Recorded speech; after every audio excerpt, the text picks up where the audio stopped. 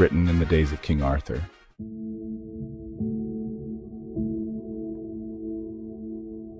Early winter at the inn. It was but one of the few full moons missed by Perceval's keen eye, but he dreamt from it, as did many others that night when the moon's tides tossed them about on swells of resurrected memories from forgotten seas.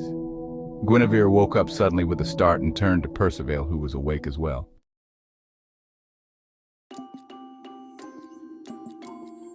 Even before they were fully alert, they realized that something had changed. They couldn't quite name it, but something had awakened them. It was very quiet outside, and this early morning's quiet was somehow different, for noises were muffled. The daylight coming in the window was brighter, barer than yesterday's.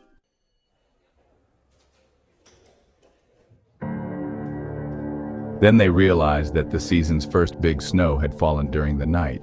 The air, the trees, and the inn were hushed in the snow, so now it was winter.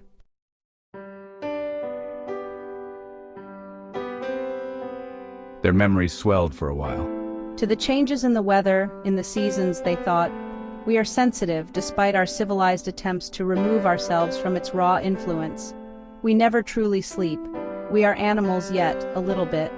The first snowfall you won't hear or often see, but its advent will bring you from the deepest sleep. December's foggy freeze descended upon the inn, and the cold air seemed to crinkle about the body at every step.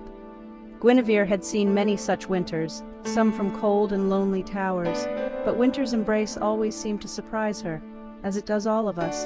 How soon we forget.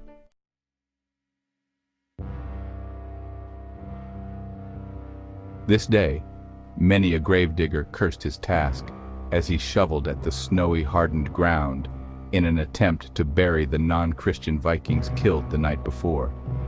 The clanking could be heard throughout the day, and the bodies were as stiff as the ground that yawned to receive them.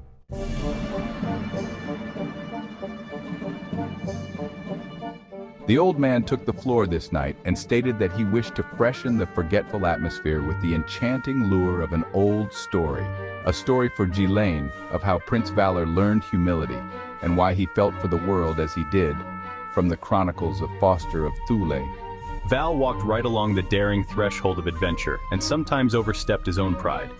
This was not unusual for the adventurous and may have been a natural consequence. The alternative of a cautious life, of course, was worse, some say. This then is a story of such pride. I'll tell the tale in such a way that you will feel that you were there, by using an apparition or two to enhance the effect.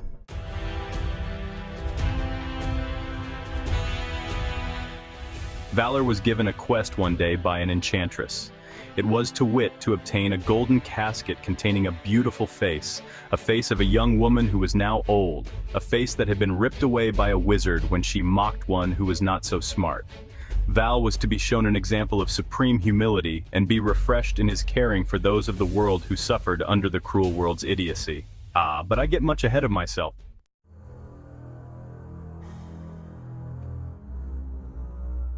To the wild boy's funeral came the wayfarer, feared and friendless, for she can speak only the truth. You, Arthur, with your crude diplomacy by marriage, you, Valor, with your clever stratagem that cost the boy his life. It was your pride that brought this death to pass, though, too. Your pride has often done well for Camelot. A hush seized the burial chamber as the wayfarer raised her gnarled hands. Fate, take your vengeance!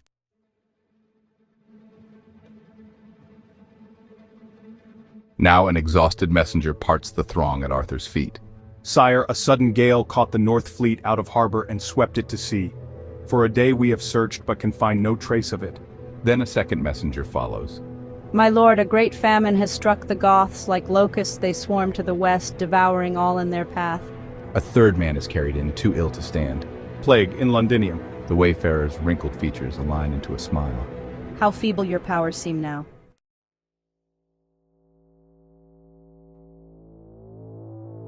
Where will I find the old man, Val wonders.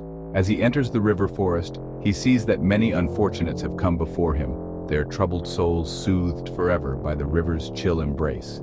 This was the place called Springland.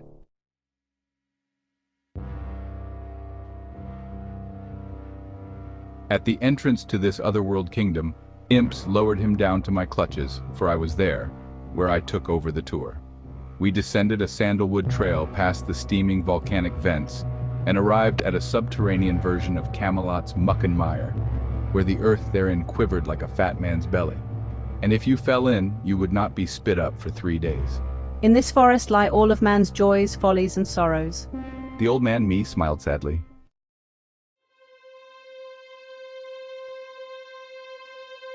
The hermit fumbles with his keys at a rock door, and suddenly Val stands at the edge of a vast reservoir. A salty drizzle coats his face. Here is where all of mankind's tears gather after they are shed. Every day I pray for drought, but it never comes. Every day the salt line of the nearby river moves further into fresh water. Soon we shall all die of thirst.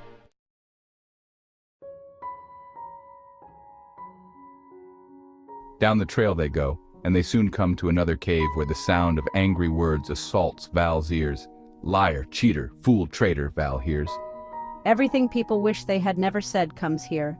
Eventually the words turn to dust and are swept away by imps. And over there, see the dragon's misty breath.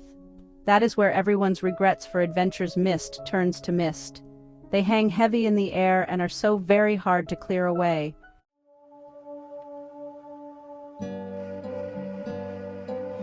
Next, they enter a cavernous amphitheater where hundreds of scribes are busily at work. Day and night they write down the good intentions of everyone in the world. Val notices one sleeping scribe who seems to have no work and queries the old man about him. The old man sighs. His job is to record the good intentions that people actually fulfill. As you can see, he has not much to do.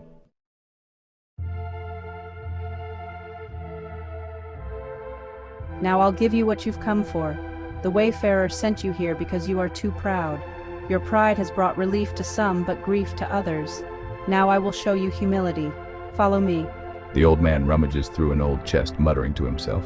Charity, courage, loyalty, here it is. Bring this golden container to the Wayfarer and your quest is ended. Prince Valor is confused and begins to protest. Do as I say.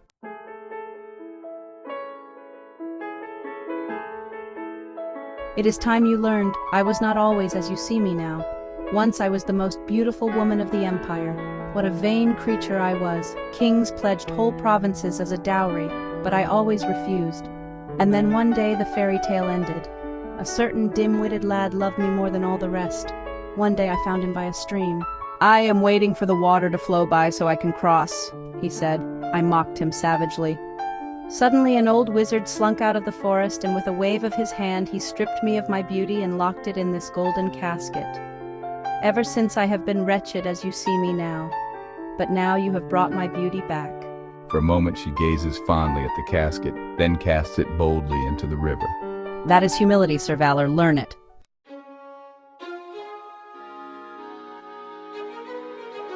All the residents of the inn were returned, shivering, to the inn.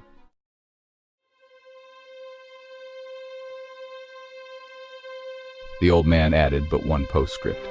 Years later, I met Val under the worst of circumstances. We were both slaves, lashed to the oars of a slave ship. I was growing weaker by the day. Prince Valor did not recognize me. He bid me to lie down on our common oar and sleep with my arms on the oar. And for 3 days, Val rowed alone.